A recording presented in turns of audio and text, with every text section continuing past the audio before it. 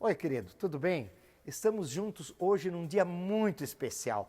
Hoje nós vamos ver coisas assim tão atuais e tão importantes na Bíblia. Você vai entender o porquê do momento do arrebatamento, mas muito mais. Você vai entender o que é que nós estamos vivendo, mas não porque alguém diz, olha, Deus está no céu, olha porque tem tal tragédia acontecendo, olha os furacões que nunca teve tanto, veja que além dos furacões e terremotos, nós vamos olhar na Bíblia, para você ter a visão completa do todo, todas essas coisas estão relacionadas.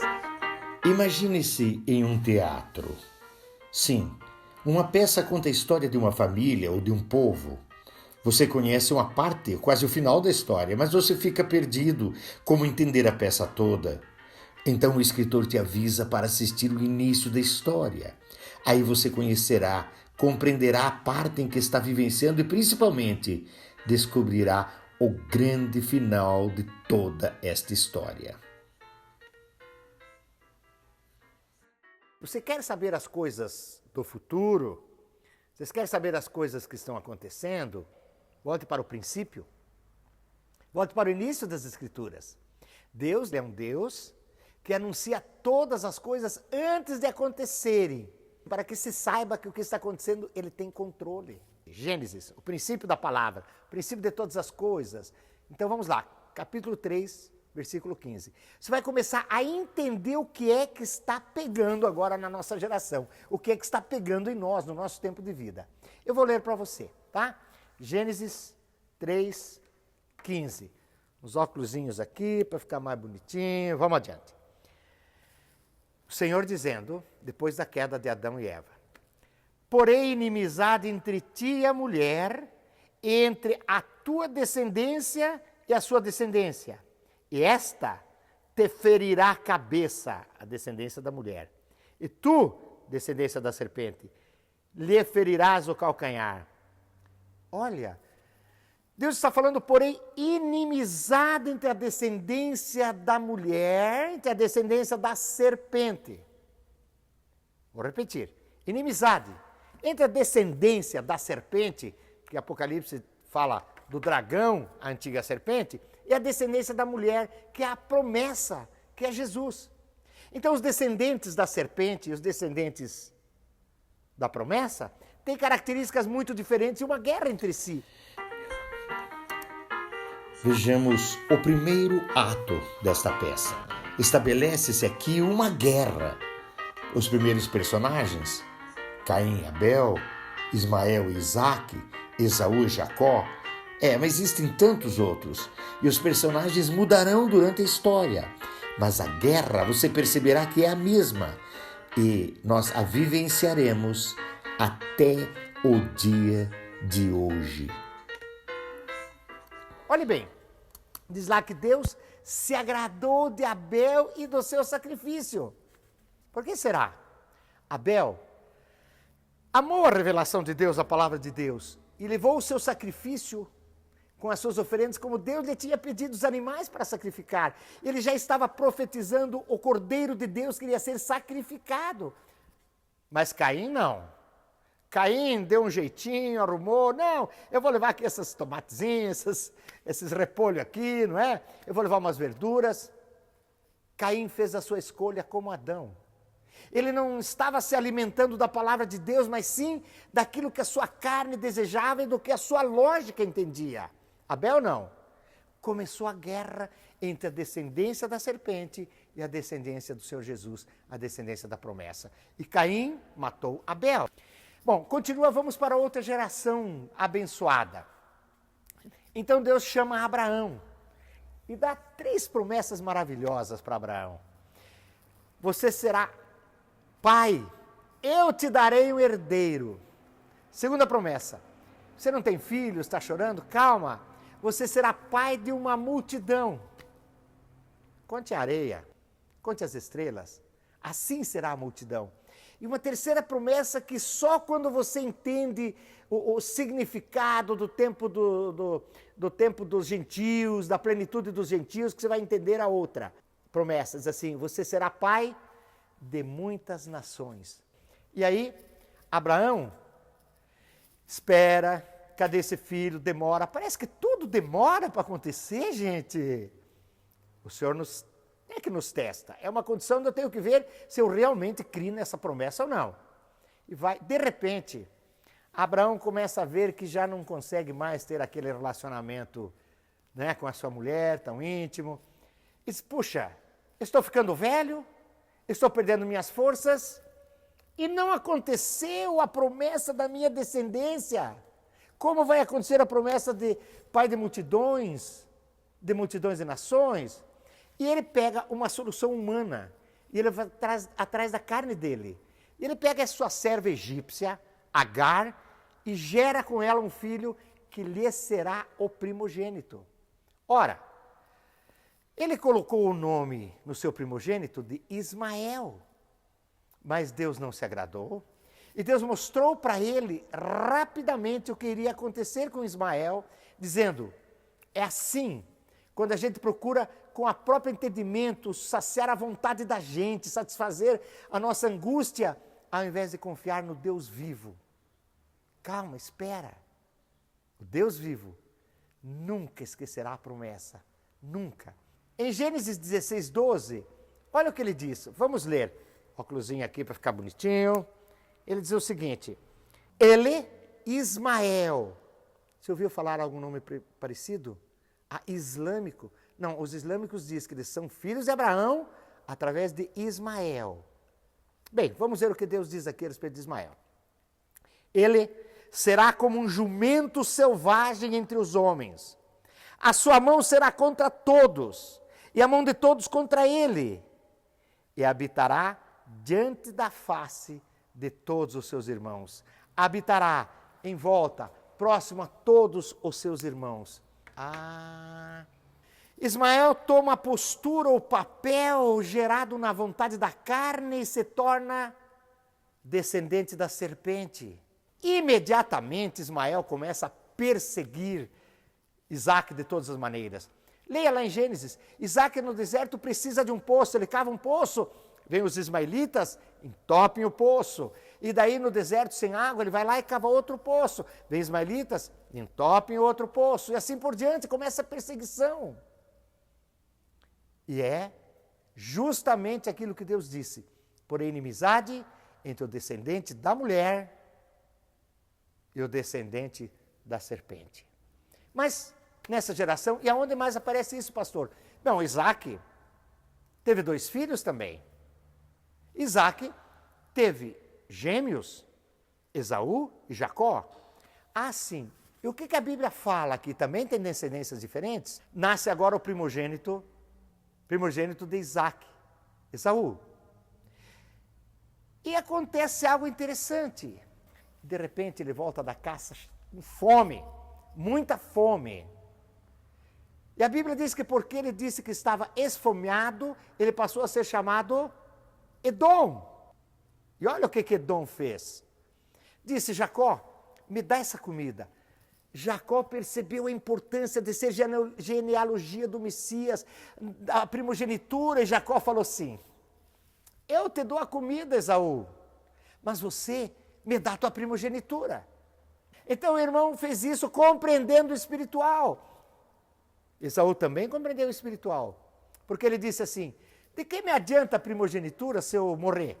Pensa que ele não morresse de fome ali, ele sabia que ele iria morrer muito antes de Jesus. Ou seja, ele rejeitou a Jesus muito antes de Jesus vir.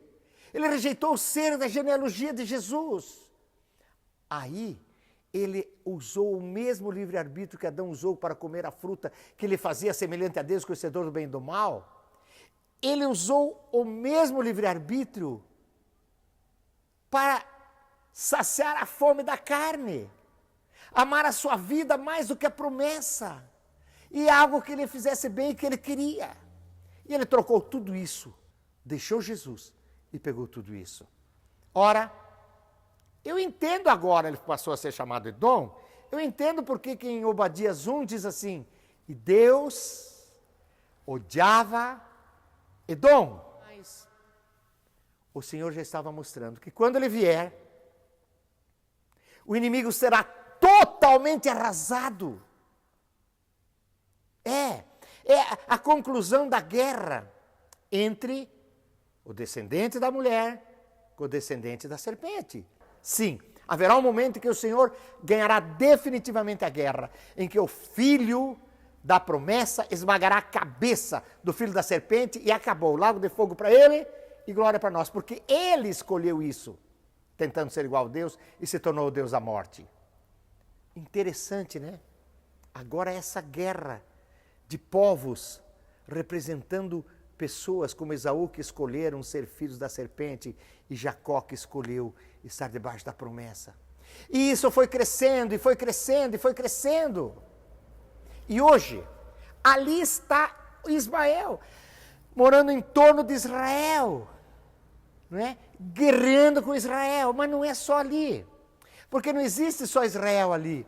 Você vai entender, um dia eu vou ministrar a respeito da plenitude dos gentios.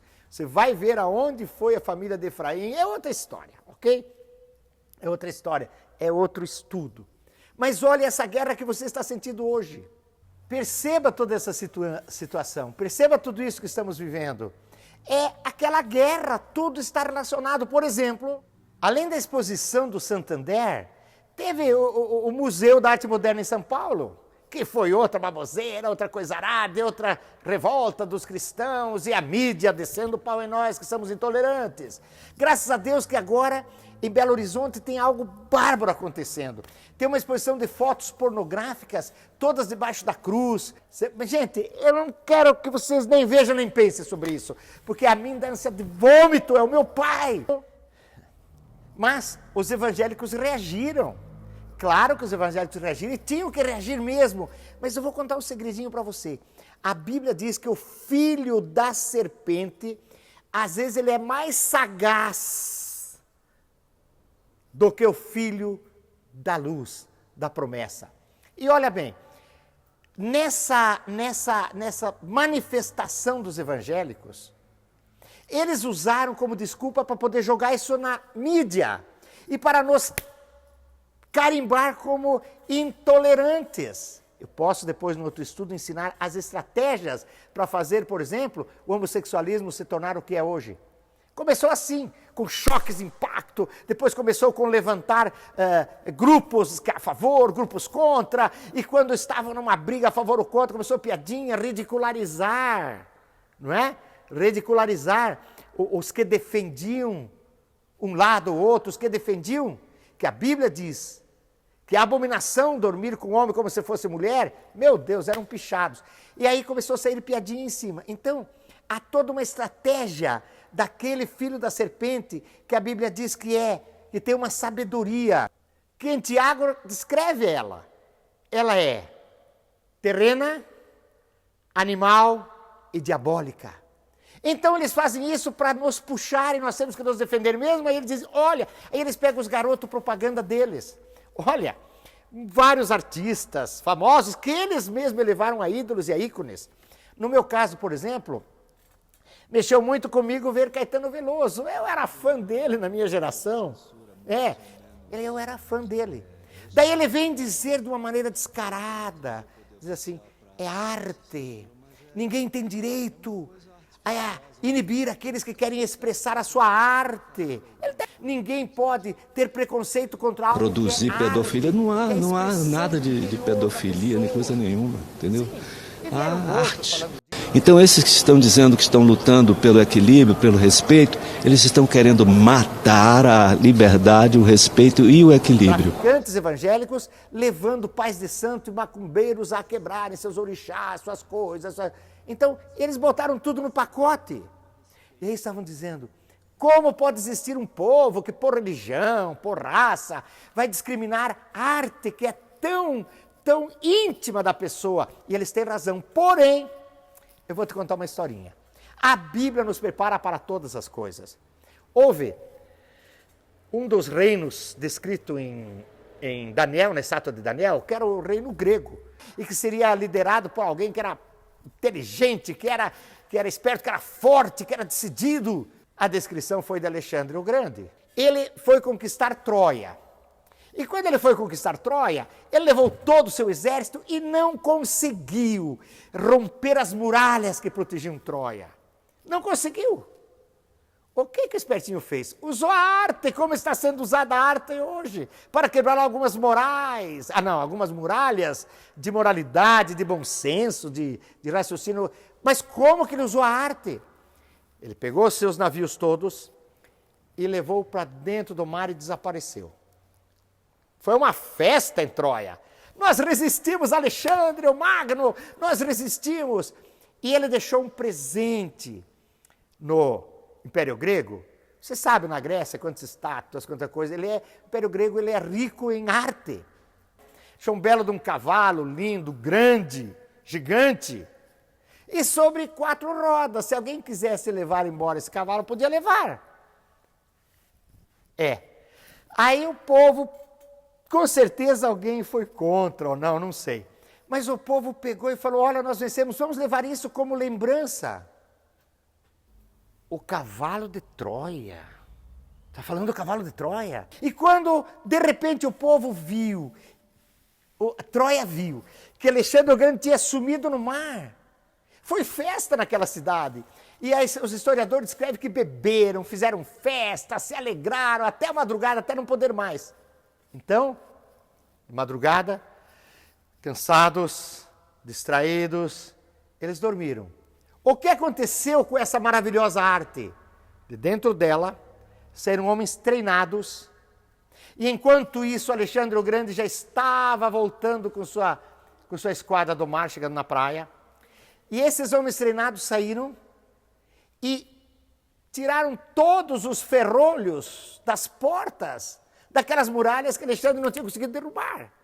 E quando Alexandre chegou, aqueles homens abriram as portas. E Alexandre entrou lá dentro e trouxe morte. Alexandre matou a todos. Então era uma arte, não era uma arte? E quem trouxe essa arte para dentro, o que aconteceu? Foi destruído. Assim é a arte apresentada no Museu da Arte Moderna, tantos, a arte até da própria mídia, a arte do Santander, a maravilhosa arte que as pessoas trazem para dentro da sua família, ela é linda. São novelas maravilhosas, que as pessoas choram de emoção porque a menina está sendo traída, mas o marido pode dar para outra, e as crianças começam a perceber que elas podem imitar aquela sensualidade. É arte moderna. E depois, tudo está relacionado com Gênesis 3,15. Tudo está relacionado com aquela guerra. É esse o povo que é filho da serpente, que está tentando esmagar o filho da promessa que eu e você somos. Mas, gente, é cultura. É cultura. O cavalo de Troia. Está falando do cavalo de Troia? Era uma arte. Está querendo dizer que a arte hoje é como o cavalo de Troia? Você que sabe, você pode levar para dentro da sua casa ou não. Mas como é que eu vou impedir? Como é que a gente não vai assistir televisão? Isso eu não sei. Eu sei que essa arte, que não é só na televisão, que é ensinada agora nas escolas, no governo, que é ensinada em lugares aonde... Bem, nem vou falar. Essa arte tão linda, sim, é o cavalo de Troia. Se entrar na mente do seu filho, se entrar na mente da sua casa, se entrar no seio, o potencial de destruição é muito grande. Espera aí. Só falta agora que os evangélicos sejam preconceituosos contra o transgênero. Não é? Agora não. Porque, afinal de contas, disse um médico no Fantástico de uns meses atrás, as genitálias são formadas no quarto, quinto mutação, e a mente, o cérebro é formado no 10º. Pode ser que forme a genitália masculina e a mente feminina. Que coisa, pais, pastores, professores, acabam querendo o quê? Uma estupidez. É como dizer, junta os genes da galinha com os genes do galo e pode ser que nasça um cachorro. Assim não pode. O cromossomo XX produzir algo de masculino, nem mente, nem nada. Mostre algo que realmente já fisiologicamente é masculino.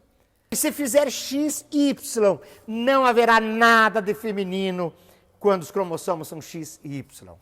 Você entendeu a maledicência da coisa? Sim.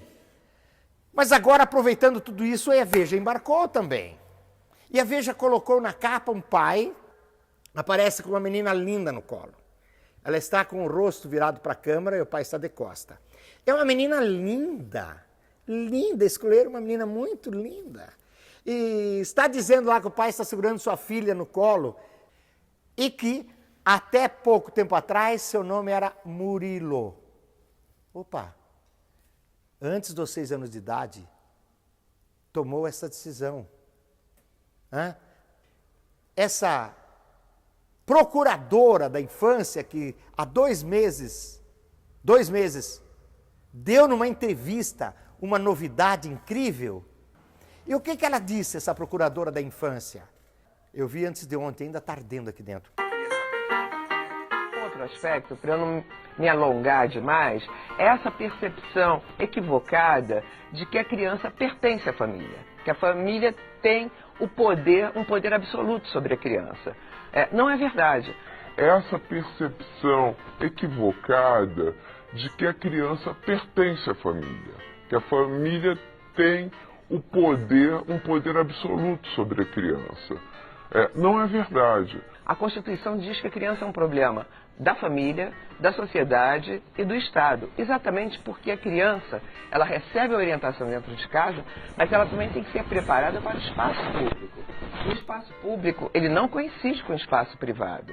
A educação fornecida pela família, ela sequer pode prevalecer sobre a educação em sala de aula. Vem na sequência de uma Constituição que procura expurgar de seu texto qualquer resquício de autoritarismo, de período ditatorial, de período de censura, né? E essa questão da família.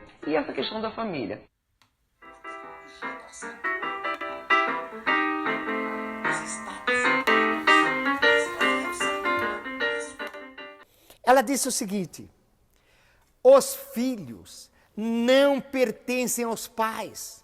É preciso acabar com essa ditadura familiar e saber que os filhos pertencem ao Estado, os filhos pertencem ao sistema, os filhos pertencem à sociedade, e para viver nessa sociedade é que eles têm que ser preparados. Coitadinho, está numa idade tão difícil, o que ele quer? Ele quer o chocolate, não importa nem se ele é diabético ou não, tem que dar, ele quer.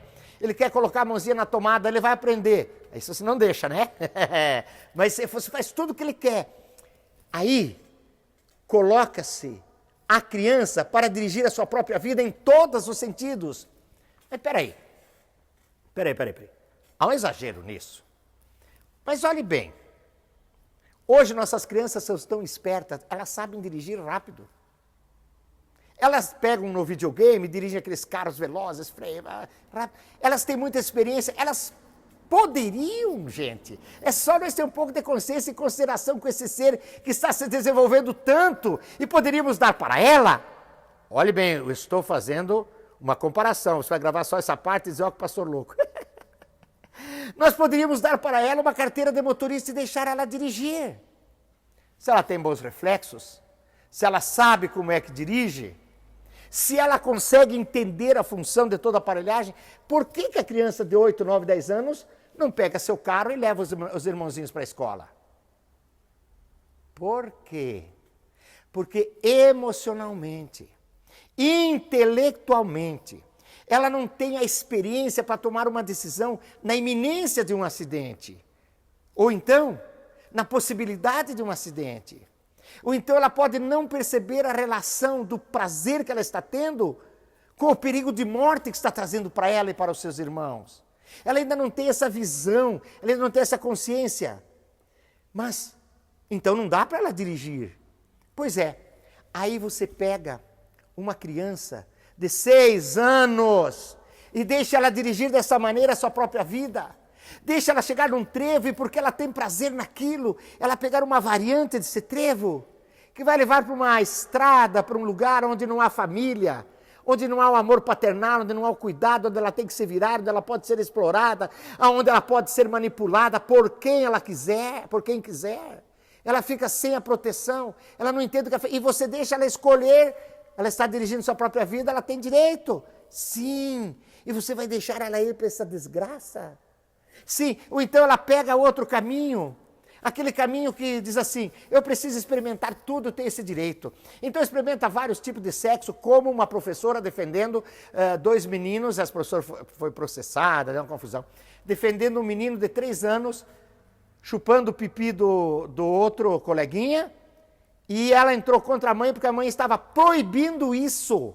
Que isso é só uma maneira de expressar a sexualidade. Ela está dirigindo sua vida, ela está indo para um caminho onde esse prazer vem, o prazer do erotismo vem, e ela não tem maturidade, não tem discernimento para entender o que é, mas é prazer. E é mais fácil para a menina ter esse prazer com a outra menina, porque elas têm a genitália igual, as duas estão se olhando, ver se já tem seu seio, ela tem o seu cabelo compridinho, ela se identifica mais. E o menino, os dois têm o pintinho. Uma menina não entende isso, mas menino com menino pode conversar, pode se tocar, pode... Se você deixá-las ir por esse caminho, você vai dizer depois que elas escolheram?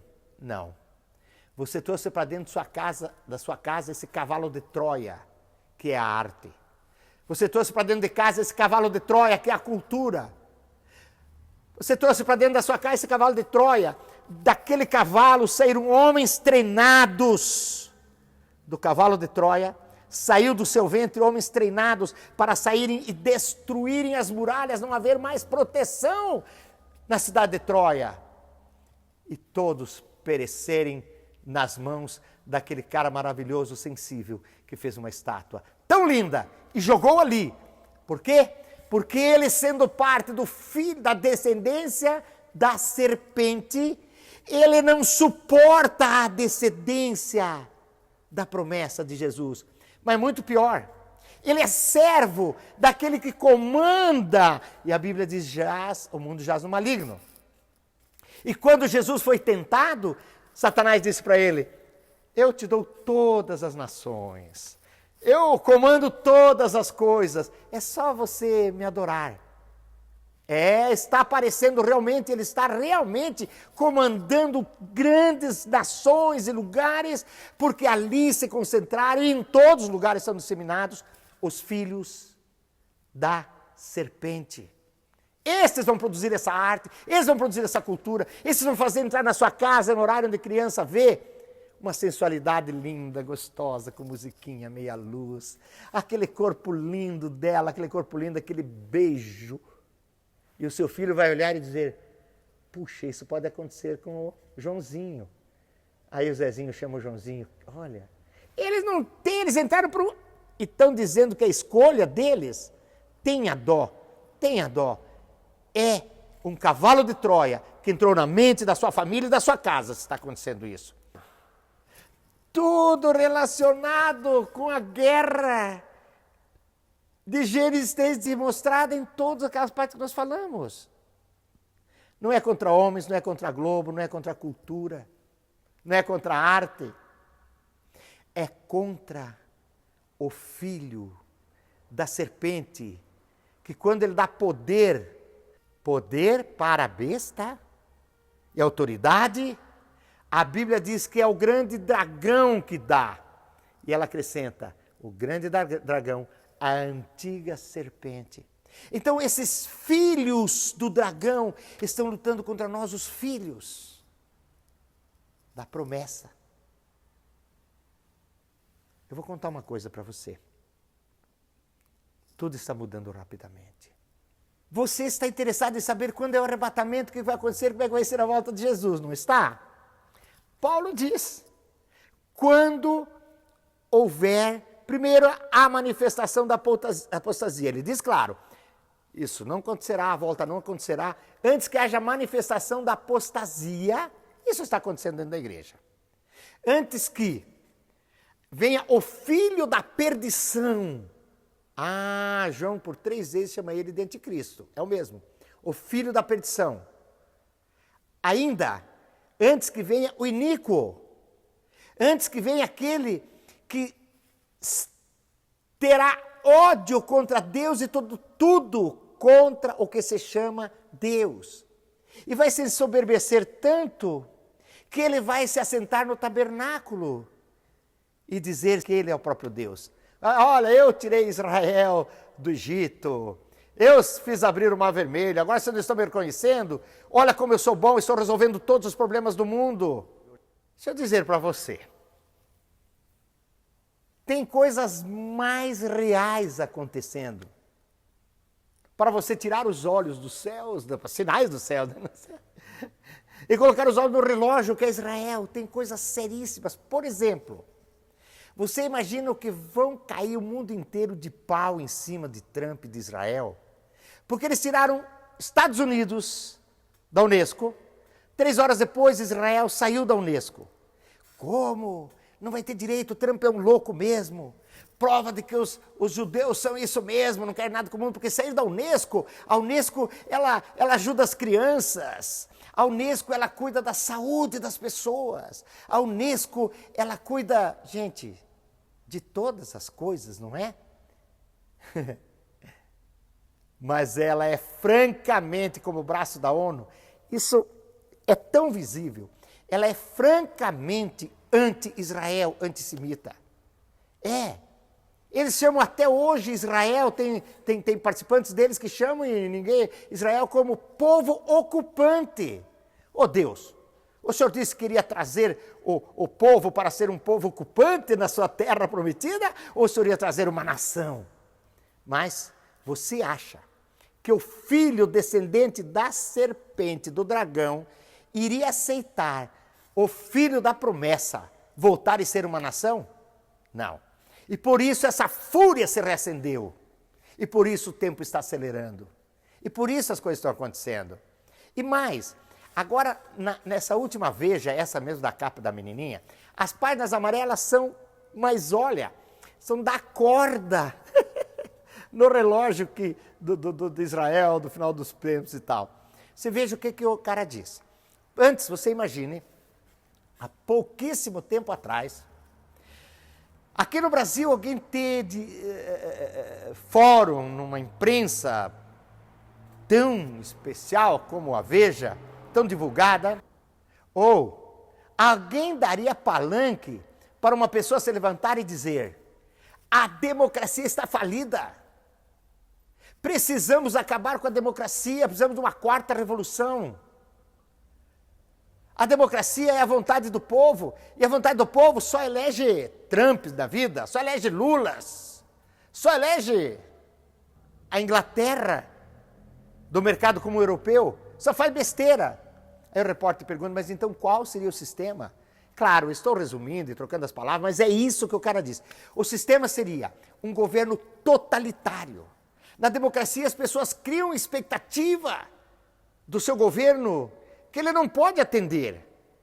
Então cria essa confusão sempre, fica escolhendo um, escolhendo outro, só escolhe o errado.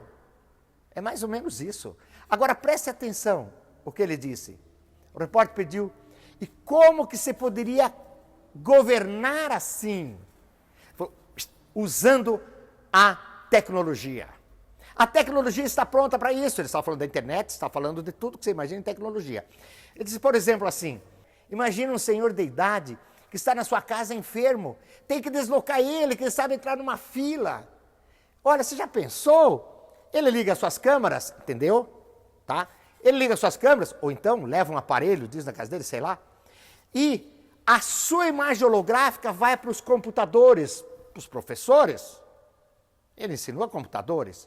Vai lá para determinado lugar e lá esse ancião é examinado detalhadamente.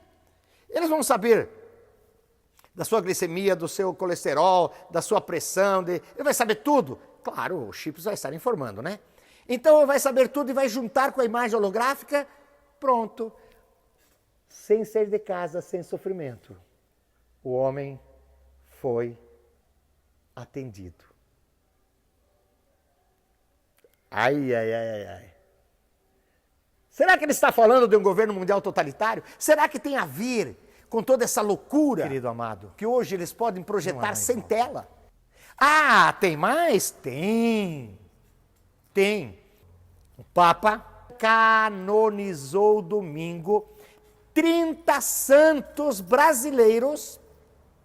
Quem são eles? 30 santos brasileiros que dizem, mortos. Quem faria essa barbárie? Os evangélicos holandeses, quando estavam no Rio Grande do Norte. Uau! Agora Temer imediatamente usou isso para nos colocar a culpa de que ele escolheu a posição de filho da serpente, que tem inimizade e quer mesmo malhar, se puder destruir, destrói. Todo filho da luz no mesmo momento que botam evangélicos, entre aspas, traficantes evangélicos, destruindo terreiros de macumba, no mesmo momento que botam os evangélicos se referindo de maneira absurda quanto à cultura e quanto à arte, evangélicos que estão fazendo uma discriminação e se revoltando contra uma exposição maravilhosa como foi, maravilhosa, né? Como foi Santander, como foi do Museu da Arte Moderna, como está sendo agora em Belo Horizonte. Temer imediatamente largou uma nota oficial dizendo, maravilhosa atitude do Papa, que esses 30 heróis foram reconhecidos e foram honrados. E nós podemos usar isso para acabar com a discriminação de religião que há no Brasil. A posição de filho da serpente, que tem inimizade e quer mesmo malhar, se puder destruir, destrói. Todo filho da luz não está fechando um círculo sobre os filhos da luz. Mas por que os pastores não acordam, não avisam as igrejas? Eu vou resumir para você, ok? Deus me ajude a ser claro e não julgar ninguém, mas olhe bem. Jesus subiu ao céu, está demorando para voltar. Todas as coisas escritas na Bíblia, os detalhes, são para nós, tá? Algo não é só para encher a palavra. Moisés subiu e demorou. Agora Jesus subiu e disse, eu voltarei. Puxa, está demorando. Em 1842, já o pessoal lá do início do Adventista, não é, já tinha predito que em 1844 o que aconteceu? Nós nos enganamos. Não foi que Jesus ia voltar, é que Jesus entrou no Santo dos Santos. Onde ele estava desde que ele foi para o céu sentar ao lado do Pai? Então, o que eu quero mostrar para você? Que há muita interpretação errada sendo jogada. E por que os pastores não esclarecem?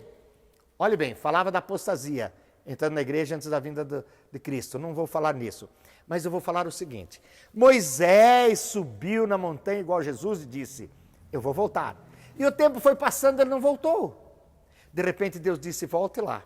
Porque aqueles que você libertou, tirou do Egito, estão adorando outros deuses, estão idolatrando. Moisés voltou e chegou lá, estava quem? Arão. Quem era Arão? Arão era o porta-voz de Moisés. Quem somos eu, quem somos os pastores? Se nós não somos ridiculamente farsantes, porque estamos aparentando isso para uma multidão.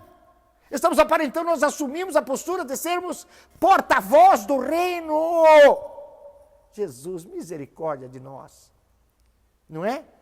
E daí? Assim como Arão, Moisés pediu explicação. O que aconteceu, Arão? Pois é, o povo dizia que você não ia voltar mais. O povo dizia que as feras do deserto tinham matado você. E quando eu disse que você viria, eles davam risada. E daí eles exigiram que eu fizesse um novo Deus, para adorarem ao Deus que os tinha tirado do Egito. Então deram suas joias, suas alianças, suas anéis, e eu fiz esse bezerro de ouro. Fez, Mas você não sabia de tudo, não era? Mas eu fui pressionado. Hoje, os pastores estão nessa mesma pressão que Arão estava. E aí se manifesta se você é ou você não é.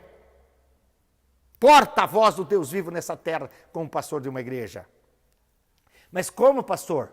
Como que eles estão sendo pressionados? Ora, se a igreja começa a pregar aquilo que Jesus diz, que João Batista diz, que Pedro diz, arrependei-vos. Pedro, arrependei-vos e sede batizados para serem salvos. Arrependei-vos, diz Jesus, para a salvação. O pecado vos levará ao inferno eternamente. É preciso, você vem à igreja buscar libertação, venha e tem libertação na igreja. Glória a Deus, aleluia, eu fui um liberto. Mas, decida abandonar o instrumento que te fez o cativeiro. Você vem buscar a libertação, então você vê famílias, que o marido foi liberto, agora ele ficou santo e trabalhou e é joia. E pouco tempo depois, ele está ali, pior, na situação de novo de adultério, de maneira pior, há mais coisas. Eu vi isso nos meus 30 anos. Naquela época eu não saberia interpretar. Olha, eu comecei a ser pastor com 29, 30 anos. Naquela época eu não conseguia analisar nada disso. Mas eu quero dizer para você, os pastores estão sendo pressionados. Se eles pregarem essas palavras reais, as igrejas esvaziam. E aonde vão os seus membros? Vão para a igreja vizinha, que lá tem um bezerro... Que lá prega um Jesus de ouro. Ele te enriquece. Você tem direito. Você vem na igreja, foi batizado. Você dizima. Você vem todo culto. Você ajuda os irmãos. Você tem direito. O Senhor vai te enriquecer. O Senhor enriquece. A Bíblia diz que aquele que teme a Deus, há prosperidade na sua mão direita. Há prosperidade. Vai. Mas é preciso que você não fique curtindo um Jesus Cristo. Jesus, eu tenho até medo de falar. Mas é Jesus Cristo bombeiro.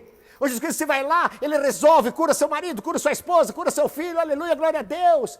E daí você volta àquilo que está te escravizando e te mantendo, destruindo sua vida, destruindo sua casa. O que adiantou você ser liberto? Inclusive, Jesus diz, cuidado, se for expulso o demônio, e você não encher com o arrependimento, com o Espírito Santo de Deus a casa, e através do arrependimento, então se no arrependimento, se você cultivar lá dentro uma lembrança tão gostosa daquele tempo que você frequentava a casa daquela lindinha, tão carinhosa, se você guardar essas saudades, se você continuar de madrugada assistindo o seu filminho, isso é outro, isso tudo, isso é outro vídeo. Mas eu vou dizer para você, querido, preste atenção, os pastores se deixam pressionar por isso e pregam o que o povo quer ouvir, e não pregam, gente, arrependemos que o tempo está acabando, e não é a ameaça do sinal que apareceu nas estrelas, amém, Jesus, eu creio dos sinais das estrelas, Jesus disse que faria os astros para sinais, mas é o sinal da palavra, descrevendo tudo isso, está tudo relacionado, é tudo um pacote só, até mesmo o amor esfriar. Até mesmo a apostasia que às vezes não se manifesta como um homem que eu corri para escutar esse homem que foi edificado pela vida dele. Chega, fecha a parede de novo, é outro vídeo. Essa é uma boa desculpa para mim, né, trocar de assunto, né? É outro vídeo agora. Não te assuste. Eu digo para você, pior é você pegar na louca na internet e ficar vendo a besteirada que tem. Eu não queria gravar porque eu não quero ser confundido com isso, mas eu aceito. Se você assistiu até o final, exponha a sua ideia contrária, não me falte com respeito. Seu louco, seu safado, você não quer o quê? Não, me respeite, eu vou te respeitar. Mesmo que você seja radical contra mim, certo? Que as suas ideias seja educado e mande a tua posição. E nós vamos juntos ver, buscar, se tem coisa para esclarecer melhor, eu vou esclarecer. Mas o que eu não posso é, nesse momento, me calar e dizer, igreja, você entendeu alguma coisa? Você entendeu? Todo esse cenário, todos esses acontecimentos naturais, físicos, políticos, morais, culturais, de ensino, de religião, todo esse esquema faz parte daquele que é inimizade contra o Filho da promessa, contra a igreja. Todos. Vem de lá. Você entendeu isso mostrado nos filhos de Adão, de Abraão, de Isaac? Querido, presta atenção. Você entendeu que você não está lutando contra a Globo, contra a Veja? Você não está lutando contra o Papa? Você não está lutando contra o tal governo? Você não está lutando contra o Ministério da Cultura, esse ministro louco, vamos trocá-lo. Você não está lutando contra um governo contra um governo corrupto. Tem que dizer as coisas que são comprovadas, né? Contra o governo. Não, você está lutando como filho da promessa contra o filho da serpente, contra o filho do dragão. Você é o filho da promessa, o filho da mulher. Então o que é que você tem que fazer? Prepare-se, irmão. Olhe, mas que horas vai ser esse arrebatamento? Eu vou só dizer o seguinte, olha essa estátua que eu vou colocar aqui. Essa estátua agora, já finalizei, tá? Essa estátua representou todos os reinos até Jesus voltar.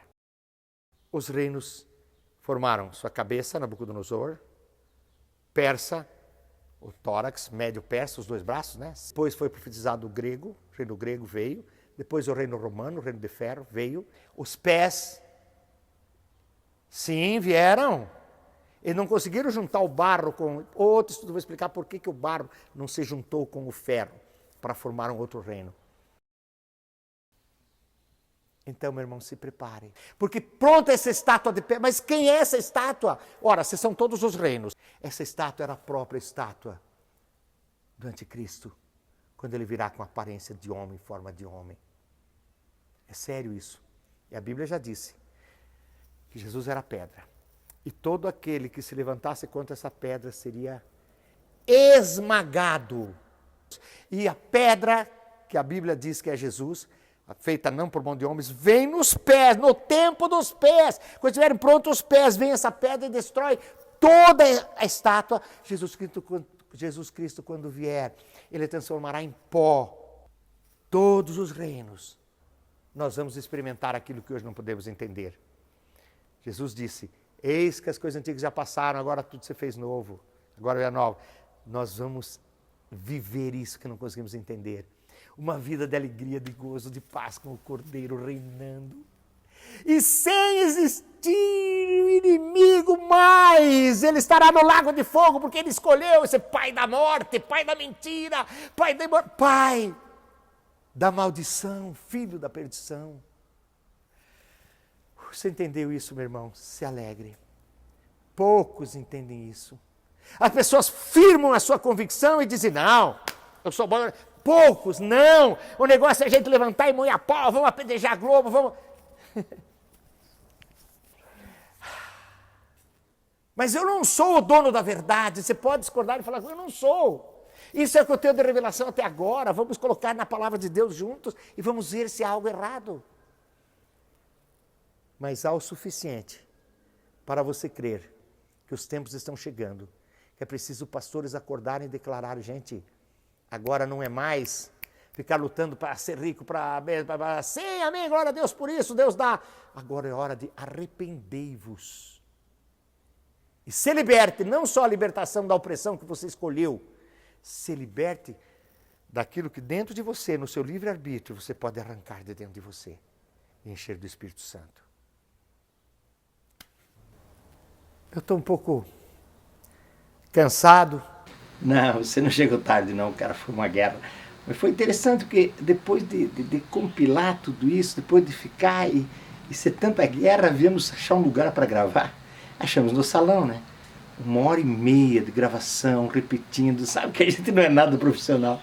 Daí o Jorge Vera, graças a Deus, Deus me deu esta câmera argentina, vai embora na gente. Daí ele, terminamos, pastor, vamos testar. Você vê que a gente não é profissional. Foi testar depois que terminou. No, pastor, no acoplamos ele micrófono. Pi!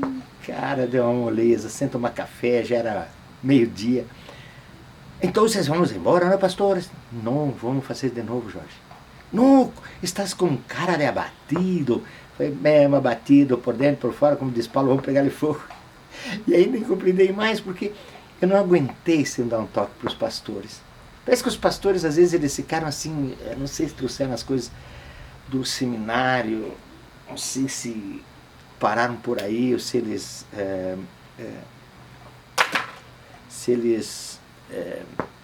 pegaram uma coisa de uma denominação e nunca foram a fundo, aceitaram o que estava ali pronto. Porque as coisas estão tão claras e ninguém está pregando isso. Ninguém não, perdão, pouca gente, né? Pregando isso. Espero não ter magoado nenhum, mas sabe o que é? Não, e depois ainda, todo mundo tá esperando, cara, me ligando. Eles querem uma definição do arrebatamento, da época, se é antes, se é depois, e eu quero terminar isso. Então eu aproveitei porque encaixou mesmo, dá mais um toque, né, a respeito da estátua. E ainda no final, me lembrei de que precisamos de azeite nessa época. Dei mais um toque das 10 virgens. Jorgito queria me matar, vamos, pastor. Não, eu não sinto nem alegre, nem chateado, nem cansado. Eu sinto assim, parece que Deus deu alguma coisa diferente e surpreendente, né? Surpresa, né? Sei como é que Deus me aguenta, mas ainda me dá algumas coisas. E essa sensação de missão cumprida, estamos tocando para diante. Ixi. Não quero pensar na próxima agora, embora já está tudo aqui. Não adianta não querer pensar. Cara, é um novo tempo. Se aguenta, rapaz. O Senhor está cuidando de cada detalhe.